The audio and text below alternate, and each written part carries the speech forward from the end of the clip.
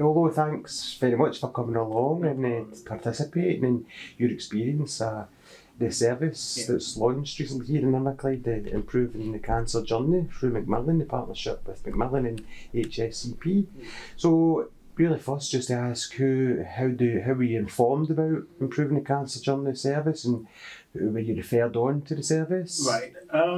It was very, very coincidental and informal. My wife was on admission at the Bitsin, and it was her first admission, her first treatment, and someone walked in and asked, like, "Are you a new patient?" And she said yes, and they asked if all the financial stuff had been sorted for her, and she was like, "I don't know what you're talking about, no."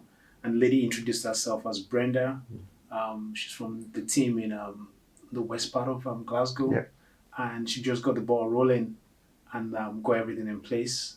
And the next thing I knew was I was getting a call to say, like, there's support, not just the finance part, emotional and well-being support, and that was it. And as soon as the call came in, I latched onto it because I knew I needed it because I was in uncharted territory. Great, and that's nice to hear. Absolutely. And so I guess the first appointment with improving the cancer journey, work out face-to-face, you met Amanda and you completed the holistic needs assessment and just to go through concerns and anything that's going on. And how did you find that?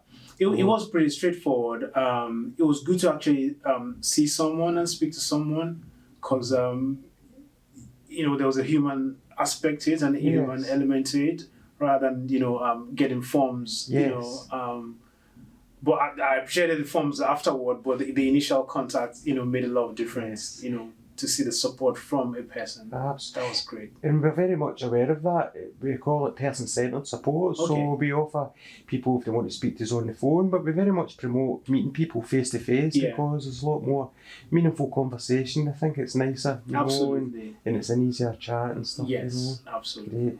So what difference has it made, the getting a wee bit of support from improving the cancer journey project? What kind of things has happened and what kind of things has helped? It's taken a lot of stress off, and also what it's done is knowing that if there's a concern or a question that comes to mind, there's a phone call, there's someone you can call to ask, and they'll signpost you to the right direction. And I must mention Jacqueline Coyle as well. Yes. She's been great. And what I love about whenever we get in touch via email is she bullet points everything, and numbers them.